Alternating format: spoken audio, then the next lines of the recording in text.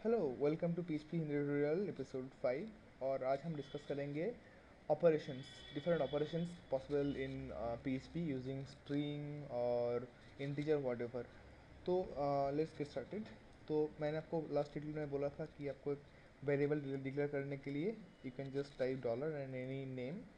It ये शुरू होना चाहिए आइदर अंडरस्कोर से या कोई अल्फ़ाबेट से। A1 हम इसको लेंगे 100। तो सिंस ये एक नंबर है, इंटीजर है, बाय डिफ़ॉल्ट हम लोगों ने ये बोल दिया है कि $A1 एक इंटीजर है। हम और एक लेते हैं B1, इसको लेते हैं 100.50 और ये एक फ्लोटिंग पॉइंट है, तो इसको पता है कि B1 एक फ्लोटिंग पॉइंट है। अब let's try with the different operations. Let's try the addition operations. $C1 equals to $A1 plus $B1 equal $C1 semicolon and run it. आपको आउटपुट आएगा 200.5। अब मैं बोलता हूँ क्या हुआ। जब हमने यहाँ पर डिक्लेयर किया $A1 इक्वल्स टू 100, तो हम लोगों ने ये भी डिक्लेयर कर दिया कि $A1 एक फ्लोटिंग एक इंटीजर है।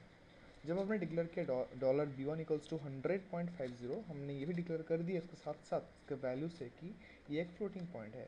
जब हम डिक्लेयर किया $C1 equals to $A1 plus $B1, that means integer plus floating point जिसका सम हमेशा फ्लोटिंग पॉइंट होता है। तो हमने ये भी डिक्लेयर कर दिया कि क्योंकि मेरा मेरा जो ऑपरेंड्स है उसमें एक फ्लोटिंग पॉइंट है, तो मेरा वेरिएबल एक फ्लोटिंग पॉइंट होगा। सो हमने डिक्लेयर कर दिया कि $C1 equals two is a floating point जहाँ पर स्टोर होगा the some of A1 and B1। तो C1 में स्टोर होता है 100 प्लस 100.5 B1। जब हम C1 की को करते हैं तो हमको आउटपुट दिखता है 200.5, दैट इज इस दो का सम। आप कोई भी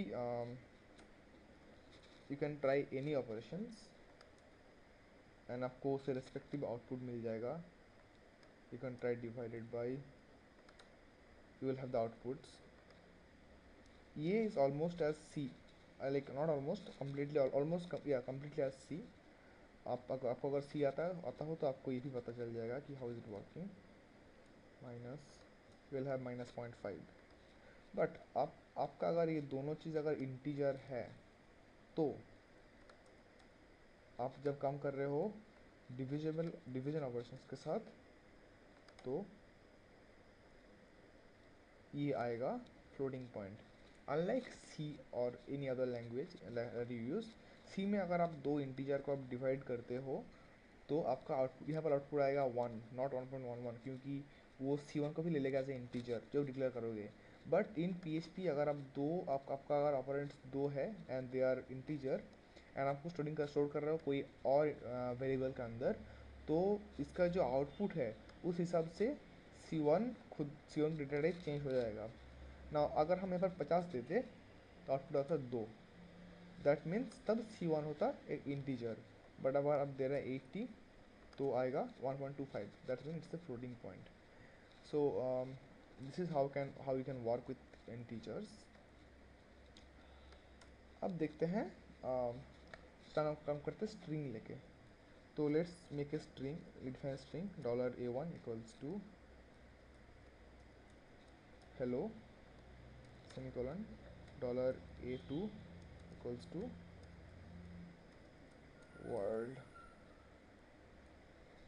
तो हम पहले देखेंगे कि इस दो स्ट्रिंग को कैसे आप एक साथ में लिख सकते हो या फिर इसको कैसे आप एक साथ जोड़ सकते हो, जो कि बीच में बहुत ज़्यादा आसान है स्ट्रिंग को जोड़ना।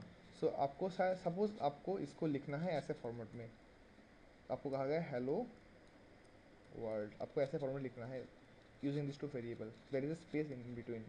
आपको क्या करना है, आपको स्ट्रिंग को जोड़ना है और उसके अंदर एक स्पेस ऐड करना है। उसके लिए क्या करोगे, एक थर्ड वेरिएबल ले लो A3 equals to dollar sorry $A1 dot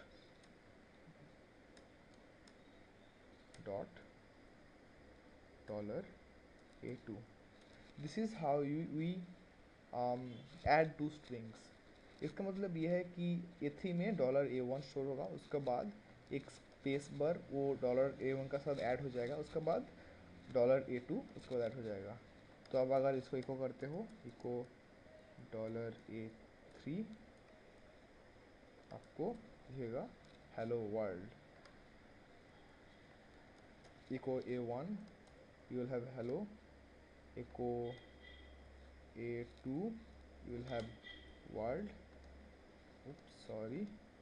and जब echo कर रहे हो A3 को, तब आपको मिलेगा हेलो वर्ल्ड। इसका और भी ऑपरेशंस है, सर्च, इसका लाइक सर्च एंड फाइंड, बहुत सारे ऑपरेशंस हैं स्ट्रिंग के, जो हम सीखेंगे नेक्स्ट ट्यूटोरियल में।